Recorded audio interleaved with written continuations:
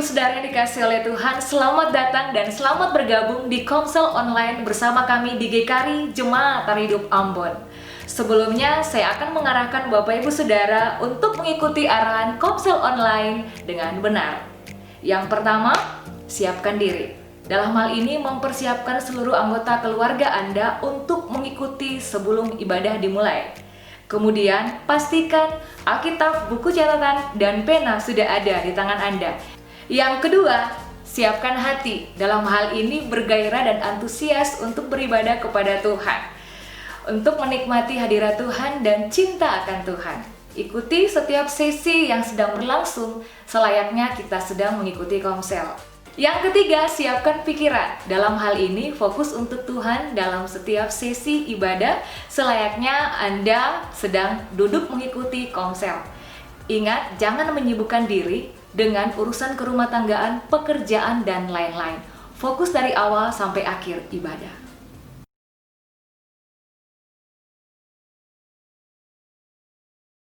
Puji Tuhan, Shalom Bapak Ibu Saudara. Haleluya. Selamat bertemu dalam Komsel Online di malam hari ini. Saya percaya dan saya pastikan bahwa malam ini Bapak Ibu Saudara pasti diberkati oleh Tuhan. Amin. Oleh sebab itu mari kita memuji Allah kita tinggikan Allah kita. Sama-sama kita angkat pujian ini. Ku selalu memandang Tuhan. Mari kita bertepuk tangan dan dengan sukacita dari Tuhan kita angkat pujian ini bersama-sama. Haleluya.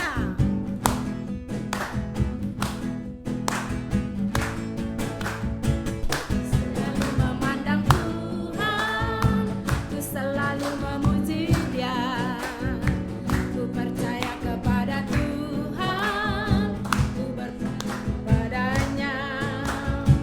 Siang malam ku ingat Tuhan, karena Dialah pelindungku.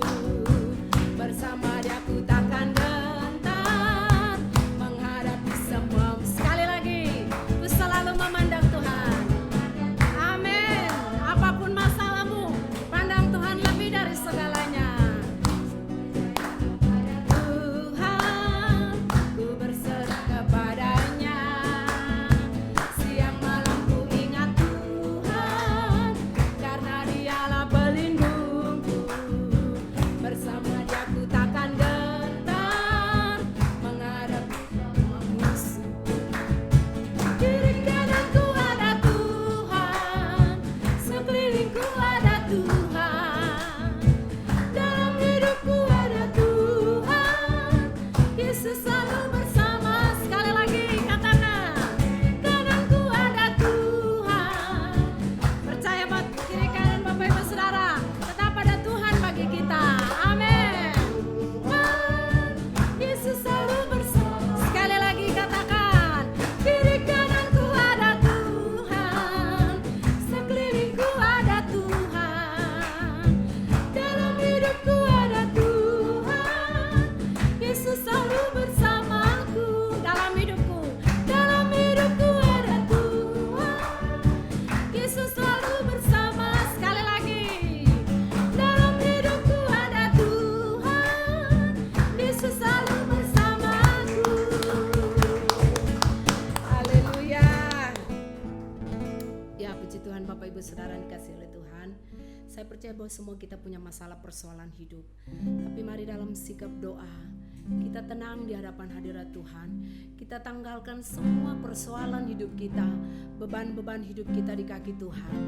Dan biarkan kita memandang Tuhan, karena kita tahu bahwa Tuhan ada bersama dengan kita. Kita siapkan hati kita dan kita menyembah Allah kita.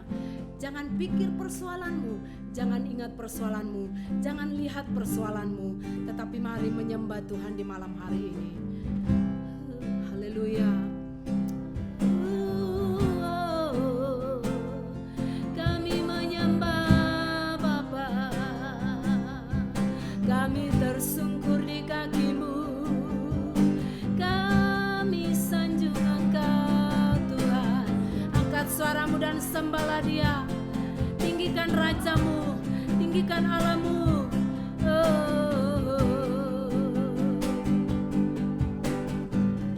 Sama-sama kita angkat pujian ini. You are Alpha and Omega.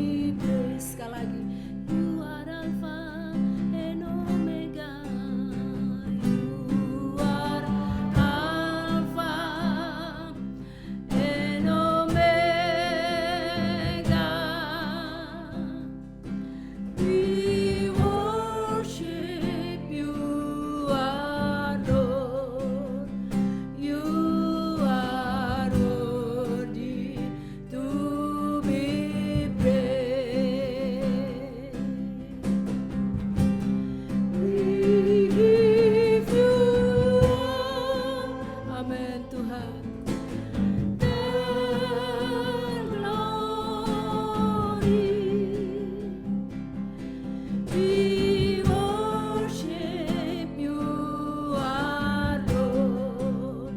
You are worthy to be adored. We give you honor. Oh, hallelujah. Amen, Tuhan. We worship you, our Lord. You are Lord. Sekali lagi, we give you honor. We give you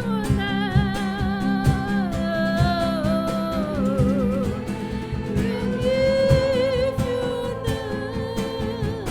Oh, hallelujah. We worship you, our Lord. You angkat kedua tanganmu bagi Tuhan dan katakan, we give you honor. We give you glory.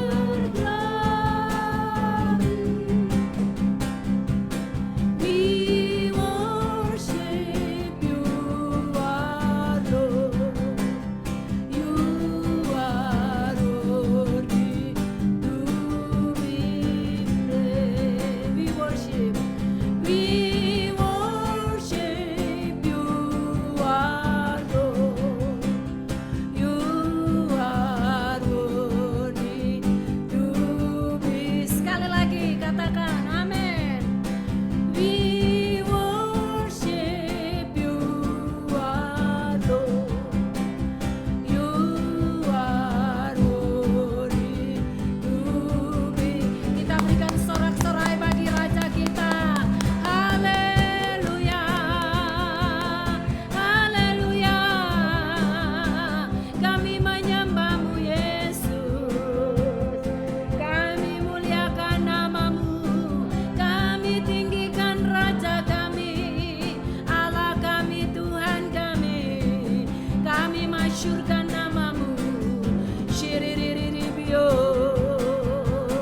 Irararamo. Haleluya. Kami masyurkan namamu. Kami menyembah Engkau, Tuhan. Kami muliakan namamu. Kami tinggikan Raja kami, Allah kami. Haleluya. Haleluya, haleluya. Haleluya, haleluya. Haleluya. Haleluya. Oh. Selamat malam Bapa. Selamat malam Yesus. Selamat malam Roh Kudus. Kami bersyukur buat kasih setiamu. Kami bersyukur buat kemenangan yang Kau beri, buat kehebatanmu. Oh, haleluya. Kami bangga punya Allah seperti Engkau. Haleluya.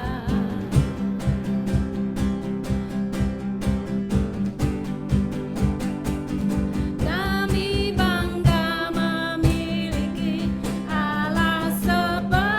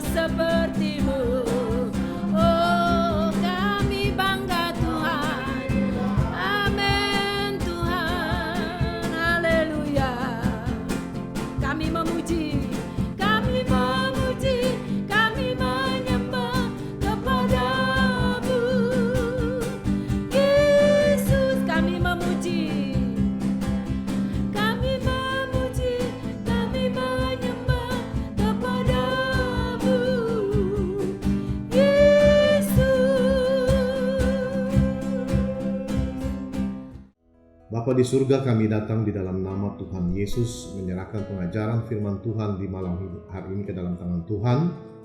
Kami berdoa supaya Tuhan berbicara kepada kami secara khusus sehingga kami mengerti apa yang harus kami lakukan sebagai orang percaya di tengah situasi yang sangat mengganggu kami belakangan ini.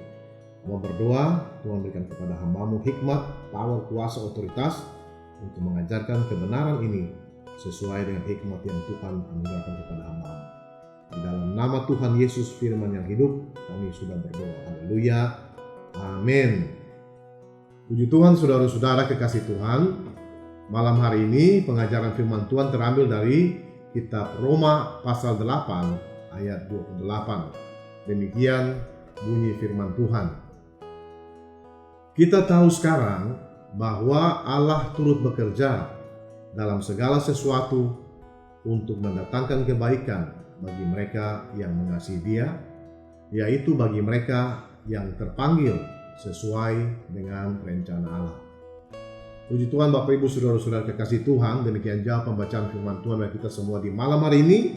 Dan kata Tuhan Yesus, yang berbahagia adalah setiap orang yang mendengarkan firman Tuhan dan yang mempraktekkan firman Tuhan itu dalam hidupnya setiap hari. Puji Tuhan, saudara.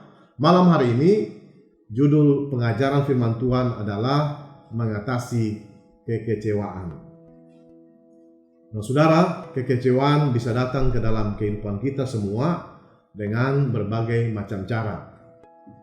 Kadang-kadang segala sesuatu dalam hidup kita nampaknya baik-baik saja, tapi tiba-tiba kekecewaan datang menghantam kita. Tetapi kadang-kadang juga kekecewaan merangkak masuk ke dalam kehidupan kita secara perlahan-lahan tanpa kita sadari. Nah, saudara, secara tipikal kekecewaan datang ketika kita sedang mengantisipasi suatu hal, lalu satu hal yang lain terjadi. Disitulah kita menjadi kecewa. Kita begitu sangat mengharapkan sesuatu hal supaya terjadi, tetapi yang terjadi justru yang sebaliknya. Bukannya untung malah buntung. Bukannya maju ke depan malah mundur ke belakang. Bukannya naik ke atas malah turun ke bawah. Intinya adalah, saudara, kalau apa yang kita inginkan tidak terpenuhi, kita cenderung menjadi mudah sekali merasa kecewa. Nah, saudara, saya perlu tekankan kepada saudara bahwa setiap orang percaya, siapapun orang itu, tidak ada yang kebal terhadap kekecewaan. Waktu kita bertobat dan percaya kepada Yesus, kita tidak diberikan semacam injeksi oleh Tuhan untuk tidak bisa kecewa. Kebanyakan orang percaya yang gagal, yang melakukan kesalahan, yang ada dalam saat-saat pencobaan, yang ada dalam tekanan, yang ada dalam persoalan-persoalan yang berat, membiarkan diri mereka down, dan akhirnya mereka merasa sangat kecewa dengan diri mereka sendiri. Pertanyaan saya buat saudara-saudara semua adalah, pernahkah saudara merasa kecewa dengan diri saudara sendiri karena satu situasi tertentu? Pernahkah saudara merasa kecewa dengan diri saudara sendiri karena apa yang saudara inginkan tidak tercapai? Atau mungkin sebagai orang tua, kita juga bisa saja kecewa. Kita membawa anak-anak kita ke gereja dengan harapan agar supaya mereka bisa bertumbuh di dalam Tuhan dan memiliki perilaku hidup yang baik. Tetapi anak-anak ini tidak menunjukkan minat yang serius dengan gereja atau hal-hal yang bersifat spiritual. Mereka nakal dan tidak terkendali, dan hal ini membuat kita sebagai orang tua menjadi kecewa. Atau mungkin seorang anggota jemaat ingin sekali bekerja buat Tuhan, tetapi mereka diberikan hanya sedikit kesempatan untuk melayani, dan hal ini mungkin membuat mereka sangat kecewa. Seorang karyawan mungkin ingin mendapatkan satu jabatan tertentu di tempatnya bekerja. Mereka pikir mereka punya kualifikasi untuk jabatan itu, tetapi pemimpinnya memberikan jabatan itu kepada orang lain, dan akhirnya mereka menjadi kecewa. Orang percaya di gereja yang melihat pemimpin yang hidup salah dan berdosa bisa menjadi kecewa terhadap situasi itu. Kita merasa sangat-sangat kecewa melihat orang-orang yang kita harapkan bisa membimbing hidup kita ke arah yang baik. Justru mereka hidup salah dan kita menjadi kecewa. Seorang pemimpin Kristen yang sudah melakukan yang terbaik yang ada padanya untuk memberikan konseling kepada orang Kristen lainnya yang membutuhkan konseling, tapi ia dikritik karena katanya konselingnya kurang bermanfaat. Dia pulang ke rumah dengan perasaan kecewa, capek, karena sudah konseling orang sebaik yang bisa dia lakukan, tetapi orang yang dikonseling malah memberikan respons yang negatif. Rumah yang mau kita beli tidak jadi, karena orang lain sudah duluan membelinya. Kita jadi kecewa. Pekerjaan yang sangat kita ingin-inginkan, justru orang lain yang dapat pekerjaan itu. Kita kecewa. Hubungan dengan istri, hubungan dengan suami yang kita rindukan menjadi manis, justru menjadi pahit. Kita jadi kecewa. Kita berharap pandemik ini selesai bulan April, tapi ternyata sudah hampir mendekati bulan Juni. Pandemik ini belum selesai juga. Kita menjadi kecewa. Kita kecewa bukan karena pandemik ini, tapi karena ada banyak sekali rencana-rencana yang mau kita eksekusi di tahun ini, semuanya menjadi berantakan. Saudara, ada begitu banyak hal dalam dunia ini yang bisa membawa kekecewaan masuk ke dalam kehidupan kita. Entah kekecewaan itu masuk secara tiba-tiba, ataukah masuknya secara perlahan-lahan. Kita bisa kecewa dengan diri kita sendiri, kecewa dengan orang lain, atau kecewa dengan situasi di sekeliling kita. Nah, saudara, persoalan mendasar di sini bukanlah kapan kekecewaan itu akan datang ke dalam kehidupan kita. Bukan itu persoalan mendasarnya. Mengapa saya katakan demikian? Karena kekecewaan itu sudah jelas pasti akan datang. Jadi isu mendasarnya bukanlah kapan kekecewaan itu akan datang, tetapi bagaimana kita menghadapinya. Nah, saudara, menurut saya, sepertinya tidak sulit membuat diri kita jadi bersemangat dan bergairah ketika segala sesuatu dalam hidup kita sedang berjalan baik-baik saja. Tapi tantangan bagi kita adalah ketika segala sesuatu berjalan tidak seperti yang kita harapkan, tidak seperti yang kita rencanakan, bagaimana kita harus bereaksi? Jadi saudara, mari kita buka Alkitab kita dan melihat bagaimana mengatasi kekecewaan dengan mengambil kehidupan Rasul Paulus sebagai contoh kasus. Kita akan melihat bagaimana Rasul Paulus mengatasi kekecewaan dalam kehidupannya sebagai seorang hamba Tuhan. Mengapa saya mengambil Rasul Paulus sebagai contoh? Karena kalau ada orang di muka bumi ini yang pantas untuk kecewa, orang itu adalah Rasul Paulus. Jadi jika saudara merasa kecewa karena harapan saudara, rencana saudara, mimpi saudara di tahun ini tidak tercapai, saudara harus fokus ulang, refocus harapan-harapan, rencana-rencana, mimpi-mimpi atau tujuan-tujuan saudara. Tanyakan diri saudara, sekarang saya sedang kecewa dan harapan saya sudah hancur berkeping-keping seperti sebuah balon yang pecah. Apakah Allah sedang merencanakan sesuatu di sini yang belum saya mengerti? Dalam keadaan kecewa, kita perlu fokus ulang dan mengubah perspektif hidup kita. Saudara, pada waktu-waktu tertentu dalam kehidupan pelayanannya, Rasul Paulus perlu mengubah perspektifnya. Dia belajar untuk fokus ulang rencana-rencananya. Dia sudah punya rencana yang matang, tetapi di tengah perjalanan sesuatu terjadi dan dia harus fokus ulang terhadap rencananya itu dan mengubah sudut pandangnya. Rasul Paulus begitu sangat berapi-api untuk memberitakan firman Tuhan di Asia. Dia begitu sangat bergairah dengan misi penginjilan di Asia. Tetapi coba saudara perhatikan apa kata Alkitab di dalam Kisah Para Rasul pasal 16 ayatnya yang ke-6, demikian bunyi firman Tuhan. Mereka melintasi tanah Frigia dan tanah Galatia karena Roh Kudus mencegah mereka untuk memberitakan Injil di Asia. Saya ulangi sekali lagi, karena Roh Kudus mencegah mereka untuk memberitakan Injil di Asia. Saudara, Rasul Paulus dengan rencana yang sudah sangat matang di kepalanya, tanpa ragu-ragu, sementara dalam perjalanan ke Efesus. Efesus adalah kota yang terbesar di Asia Kecil dengan penduduk sekitar 200.000 orang pada masa itu.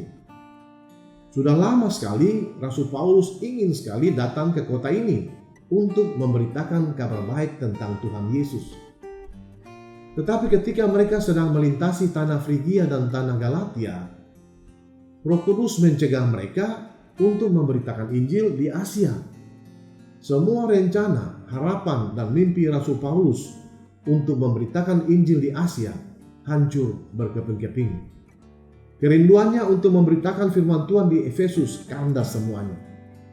Mungkin saja dalam hatinya Rasul Paulus berkata, "Tuhan, Efesus perlu firman Tuhan, tetapi mengapa engkau melarang aku untuk melakukannya? Ada apa ini Tuhan?" Lalu kemudian Rasul Paulus banting setir dan mengubah arah perjalanan misinya ke utara. Ia berkata, Asia Utara perlu firman Tuhan. Lalu di ayat 7, Alkitab berkata demikian, saudara-saudara, dan setibanya di Misia, mereka mencoba masuk ke daerah Bitinia. Tetapi perhatikan saudara-saudara sekali lagi, Roh Kudus, Roh Yesus tidak mengizinkan mereka. Saudara, di sini Rasul Paulus seperti diserang oleh kekecewaan sampai 2 kali. Kita mungkin bisa menyebutnya dengan istilah kecewa bertubi-tubi. Belum selesai dengan kecewa pertama, datang kecewa yang kedua. Pertama, hati Rasul Paulus sangat menggebu-gebu ingin pergi ke Efesus memberitakan Injil. Setelah semua persiapan dibuat, tiba-tiba Roh Kudus berkata tidak boleh pergi ke Efesus. Dia kecewa, saudara. Kedua, setelah gagal pergi ke Efesus, Paulus membuat rencana lain. Kali ini yang menjadi tujuannya adalah Asia Utara, dalam hal ini Bitinia. Setelah semua persiapan perjalanan dibuat, tiba-tiba Roh Kudus berkata, jangan pergi ke sana. Saudara, pernahkah saudara bermimpi dan dalam mimpi itu semuanya hancur berkeping-keping? Untuk mereka yang melayani di gereja, saudara mungkin punya rencana untuk melayani Tuhan di suatu area tertentu, tetapi pintu untuk menuju ke area itu sepertinya tertutup rapat. Buat mereka yang bekerja di dunia sekuler dan bisnis, rencana-rencana yang hendak saudara eksekusi di tahun ini, semuanya hancur berantakan karena pandemi COVID-19. Pintu ke arah mimpi dan angan-angan saudara seperti tertutup buat saudara. Nah saudara, menurut saya, Paulus tidak saja kecewa, tetapi saya percaya dia juga bingung. Bingung karena dalam hatinya dia bertanya-tanya, kalau ke sana tidak bisa, pintu tertutup di sana. Kalau ke sini dilarang, pintu tertutup di sini. Lalu selanjutnya saya harus bikin apa? Dan saya harus bagaimana? Pintu yang dia pikir sudah terbuka baginya, sekarang justru tertutup. Rasul Paulus tidak mengerti apa yang sedang terjadi. Tetapi saudara perhatikan baik-baik. Tanpa dia ketahui dan tanpa dia sadari, di alam roh, Allah sedang merencanakan sesuatu yang lain buat dia. Sesuatu yang jauh lebih besar daripada apa yang ada di dalam kepalanya. Haleluya. Saudara dengar baik-baik. Jika pintu sedang tertutup di satu area tertentu dalam hidup saudara belakangan ini, itu artinya Allah sedang merencanakan sesuatu dengan hidup saudara. Dan saya percaya sesuatu itu pastilah hal-hal yang baik bagi masa depan saudara.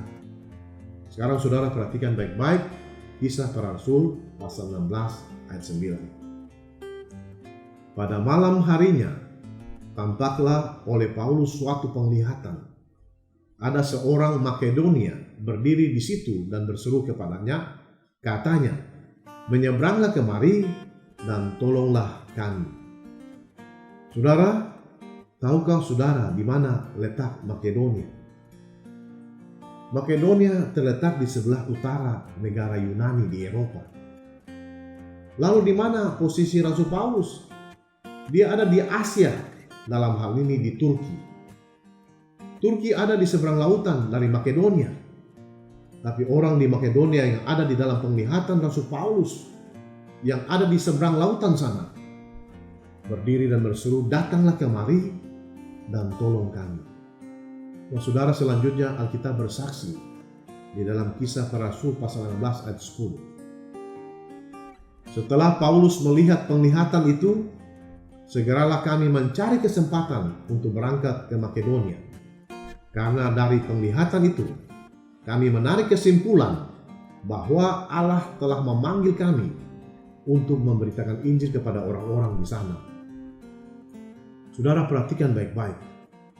Ketika Allah menutup sebuah pintu di salah satu bagian dalam hidup saudara, itu bukan berarti ini merupakan akhir daripada hidupmu. Karena di alam roh, Allah sedang merencanakan membuka sebuah pintu lain yang jauh lebih besar dari pintu yang tadi yang ditutup. Artinya, pintu yang tertutup tadi bukanlah akhir daripada perjalanan hidup saudara, melainkan awal daripada sebuah perjalanan baru yang jauh lebih baik daripada perjalanan yang sebelumnya. Allah bukanlah Allah dari pintu yang tertutup, tetapi Dia adalah Allah dari pintu yang terbuka. Jika saudara sedang berdoa untuk sebuah pekerjaan dan Allah menutup pintu kesempatan di pekerjaan itu, bersiap-siaplah, karena Allah akan dan sedang membuka sebuah pintu pekerjaan lain kepada saudara yang jauh lebih besar dari pekerjaan yang tadi. Jika saudara sedang berdoa untuk sebuah rumah tertentu yang ideal buat keluarga saudara, dan sepertinya semua pintu ke arah rumah itu semuanya tertutup, maka bersiap-siaplah, karena Allah sedang merencanakan sesuatu yang luar biasa buat saudara yang tidak pernah saudara bayangkan sebelumnya. Allah kita adalah Allah yang lebih besar dari semua kesulitan dan kekecewaan yang pernah kita hadapi. Yang percaya katakan amin. Saudara mungkin sedang melirik sebuah jabatan tertentu. Entah jabatan di dunia rohani, entah jabatan di dunia sekuler. Dan ketika nama-nama dibacakan untuk jabatan itu, dan nama saudara tidak ada di situ, bersiap-siaplah, karena Allah sedang membuka pintu lain ke arah sebuah jabatan strategis tertentu lainnya buat saudara yang tidak pernah saudara bayangkan sebelumnya. Nah, saudara sekarang catat apa yang Rasul Paulus katakan di dalam 2 Korintus pasal 2 ayat 12. Ketika aku tiba di Troas untuk memberitakan Injil Kristus, aku dapati bahwa Tuhan telah membuka jalan untuk pekerjaan di sana. Saudara, di dalam ayat ini, Rasul Paulus menjelaskan kepada jemaat di Korintus apa yang terjadi ketika pintu ke arah pelayanan di Asia tertutup baginya. Dia berkata kepada mereka, justru di saat yang sama, Tuhan sedang membuka pintu lain buat pelayanan di Troas. Saudara lihat, Tuhan menutup pintu di sini karena Ia ingin membuka pintu di sebelah sana untuk sesuatu yang jauh lebih besar dari yang bisa diberikan oleh pintu yang di sebelah sini. Allah juga akan melakukan hal yang sama buat saudara. Dia membuka pintu ke arah sebuah pelayanan, ke arah sebuah pekerjaan, ke arah sebuah proyek, ke arah sebuah bisnis yang jauh lebih besar yang tidak pernah kita harapkan dan bayangkan sebelumnya. Seperti apa bentuknya? Masing-masing kita akan mengetahuinya, karena untuk masing-masing kita porsinya beda-beda dan tempatnya juga beda-beda. Ada yang di dunia sekuler dan ada yang di dunia spiritual. Saudara, saya mau bertanya kepada saudara. Menurut saudara, pernahkah Rasul Paulus berharap, bermimpi, dan bercita-cita untuk membuka pelayanan di Eropa? Tidak pernah, bahkan bermimpi pun tidak. Rasul Paulus hanya berharap, bermimpi, dan bercita-cita untuk bisa melayani di sebuah kota. Tetapi Allah menutup pintu pelayanan ke arah kota-kota itu dan membuka sebuah pintu bagi dia untuk bisa melayani di sebuah benua. Pintu ke arah sebuah kota tertutup, tetapi Allah membuka pintu ke arah sebuah benua yang jangkauannya lebih besar dan skopnya lebih luas. Rasul Paulus hanya berharap bisa pergi ke Efesus dan kota-kota lain di Asia Kecil, tetapi Allah membuka sebuah benua kepadanya. Paulus berharap dan bermimpi untuk bisa pergi memberitakan Injil di sebuah kota yang berpenduduk 200.000 jiwa. Allah menutup pintu di situ, tetapi ia membuka pintu pelayanan di sebuah benua yang berpenduduk jutaan orang buat Rasul Paulus. Sekarang Paulus bisa memberitakan Injil di Athena dan beberapa negara Eropa lainnya, dan sebagai akibatnya hampir sebagian Eropa mendengar Injil dan percaya Yesus. Intinya begini saudara-saudara, sebagai anaknya Tuhan, kita tidak boleh kecewa dengan keadaan apapun, termasuk keadaan sekarang ini. Keadaannya mau seperti apapun, kita harus tetap bermimpi, dan mimpinya tidak boleh mimpi kecil, mesti mimpi besar. Lagi pula mimpi besar itu gratis alias tidak bayar apa-apa. Jika demikian halnya, mengapa Anda tidak mulai bermimpi besar hari ini? Sekalipun pandemik ini masih berlangsung. Bayangkan saja saudara, andai kata pada waktu pintu ke arah Asia ditutup Tuhan, lalu Paulus merasa kecewa dengan Tuhan, lalu mulai mundur dari pelayanan, tidak mau lagi ke gereja, kalaupun pergi ke gereja juga cuma mau jadi jemaat biasa saja, tidak mau lagi melayani karena sudah terlanjur kecewa. Kecewa sama Tuhan, kecewa sama semua orang di gereja, dan kecewa sama situasi di sekelilingnya. Menurut saudara, apa yang akan terjadi dengan dia? Sudah pasti dia akan kehilangan banyak sekali kesempatan besar yang Tuhan mau berikan kepadanya. Jadi sekarang intinya begini saudara-saudara, jika Allah menutup sebuah pintu di dalam hidup saudara, itu artinya sudah pasti Dia akan membuka sebuah pintu lain yang jauh lebih besar, di mana di dalam pintu itu saudara akan menemukan begitu banyak kesempatan yang tidak pernah saudara bayangkan sebelumnya. Coba saudara berpikir tentang Daniel. Dia seorang anak muda yang menjadi tawanan di Babylon. Dia seorang keturunan bangsawan di Yehuda, dan sudah tentu sebagai seorang bangsawan dia memiliki mimpi dan rencana untuk melakukan sesuatu di negaranya, yaitu di Yehuda. Tapi sekarang dia harus menjadi seorang tawanan. Semua mimpinya untuk Yehuda kandas dan berantakan. Tetapi dia tidak kecewa saudara-saudara. Dia hanya perlu fokus ulang mimpi dan rencananya. Dan faktanya saudara-saudara, di Babylon dia menjadi seorang pejabat tinggi negara dan mampu mempengaruhi bangsa itu dan membuat Nebukadnezar Raja Babylon mengakui Allah Israel sebagai Allah yang benar.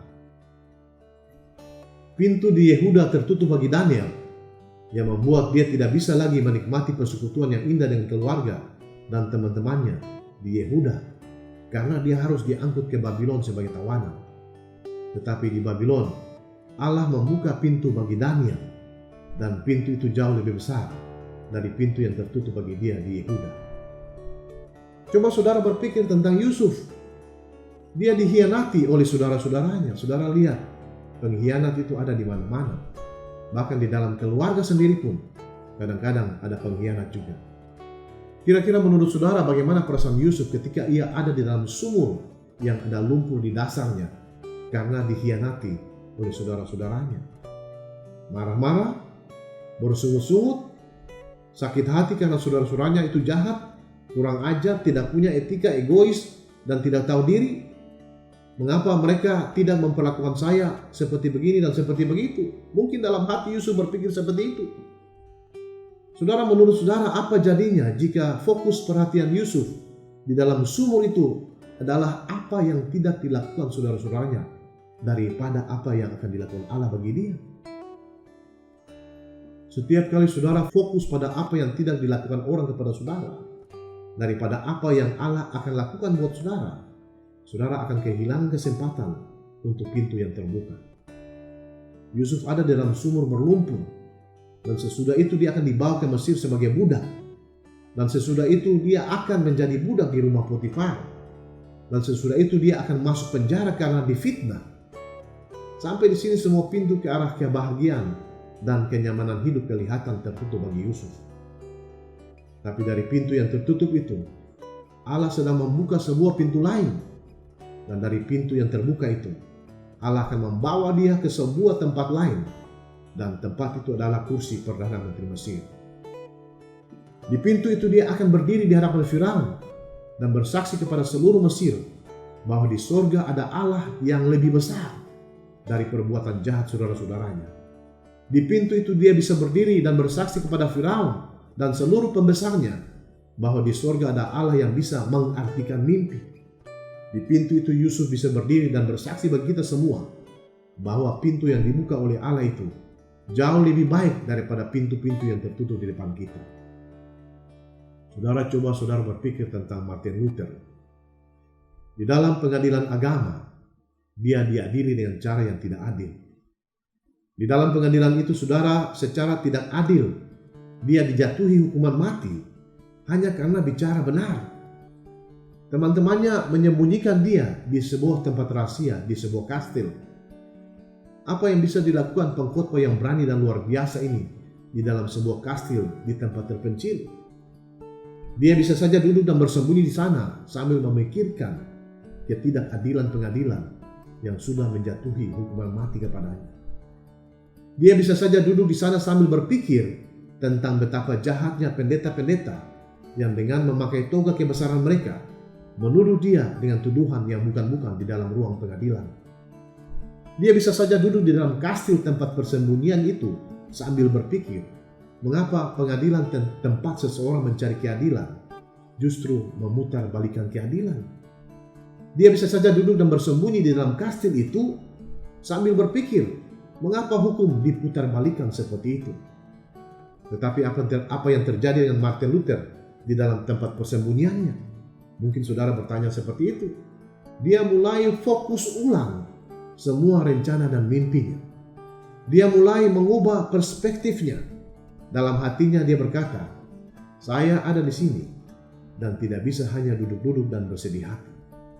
Saya harus lakukan sesuatu di tempat ini. Dan Roh Allah menjamah dia.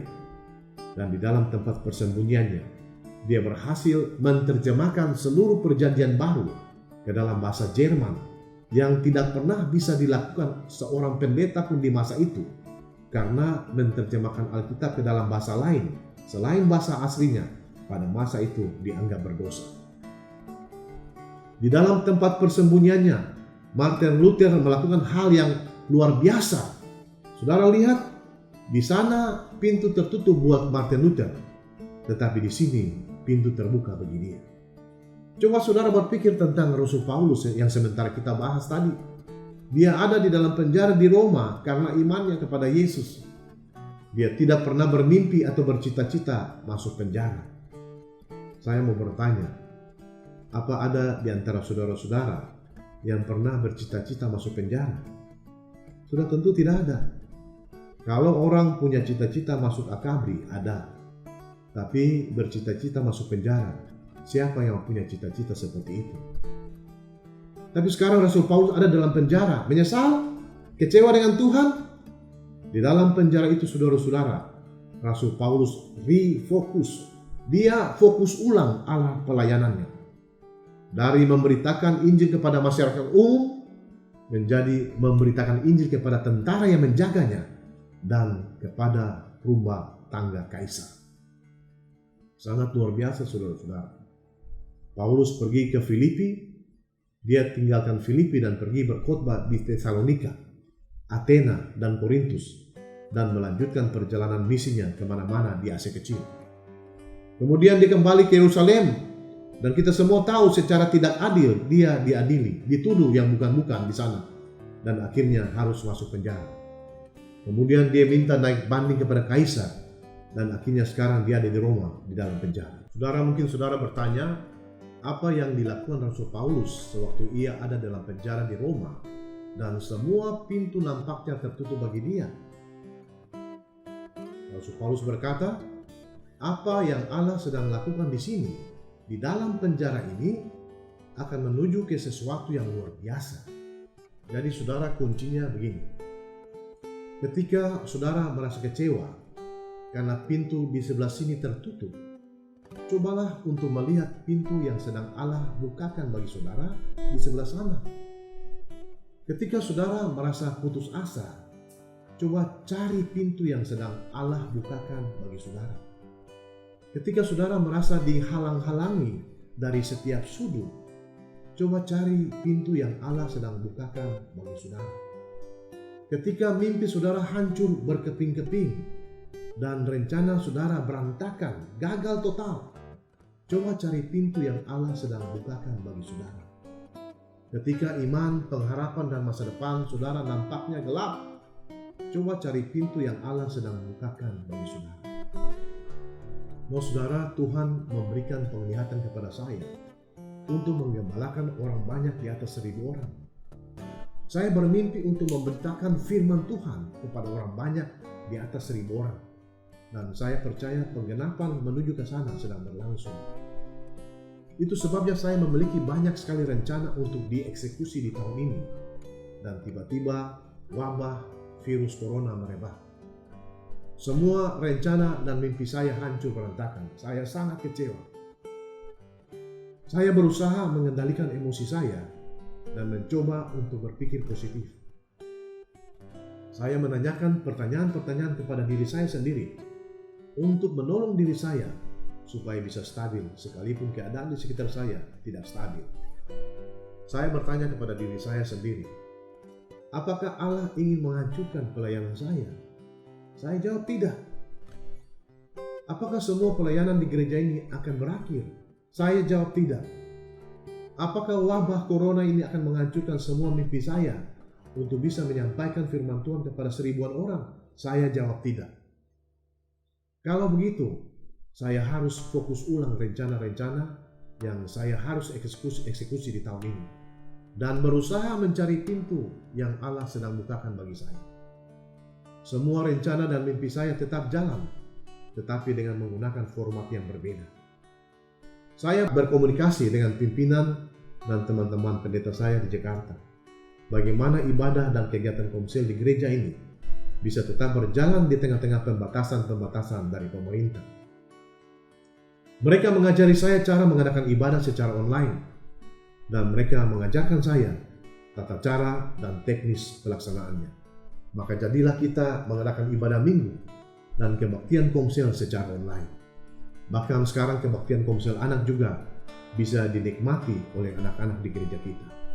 Nah saudara, dalam keadaan normal, maksud saya tanpa adanya wabah virus corona, dalam setiap ibadah minggu, saya hanya bisa berkhotbah di depan 300 sampai 400 orang.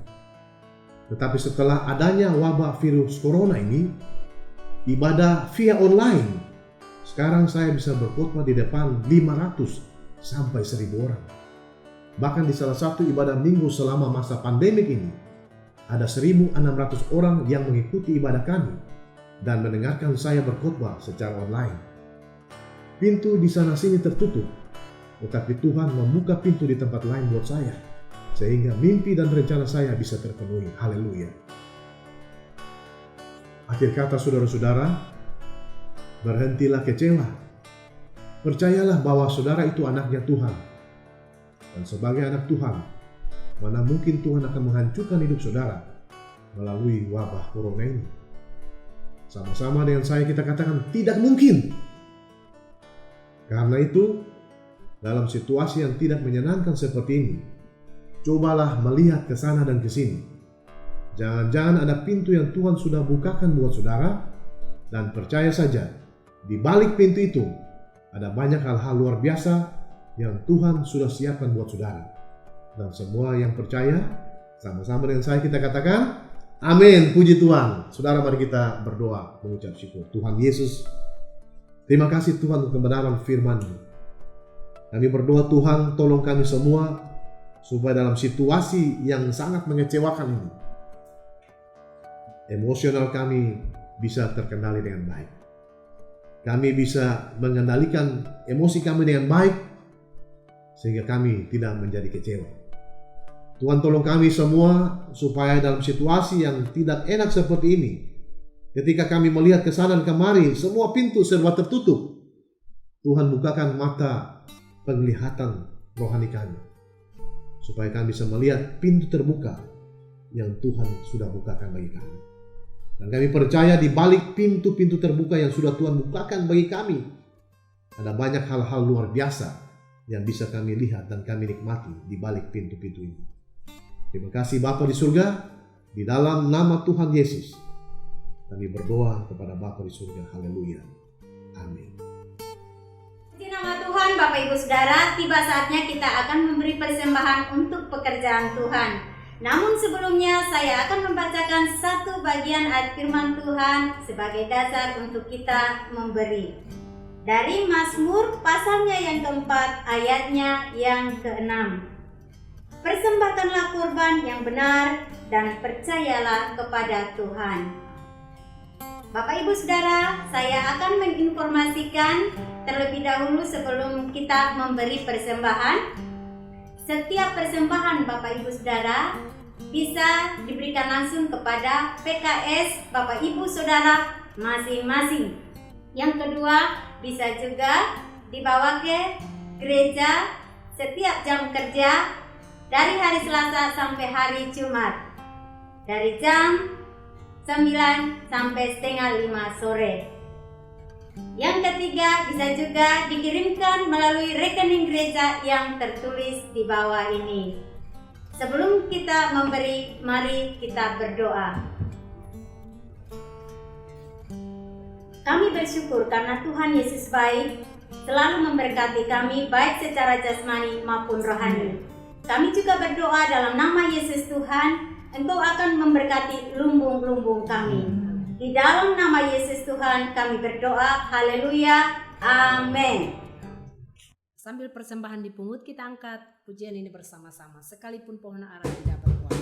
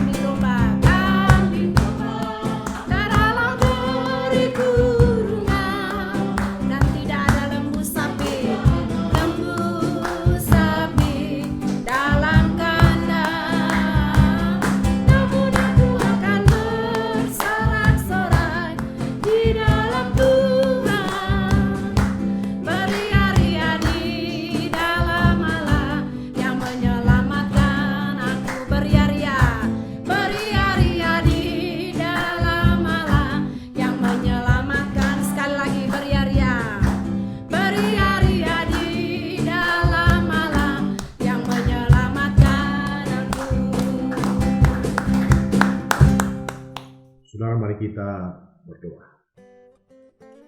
Bapa di surga, kami datang ke hadapan hadirat-Mu ya Aba ya Bapa, dan membawa persoalan serta pergumulan hidup kami ke dalam tangan Bapa. Kami percaya Bapa adalah Bapa kami, dan kami percaya Bapa di dunia ini tahu memberikan yang baik kepada anak-anaknya, apalagi Engkau Bapa yang di surga.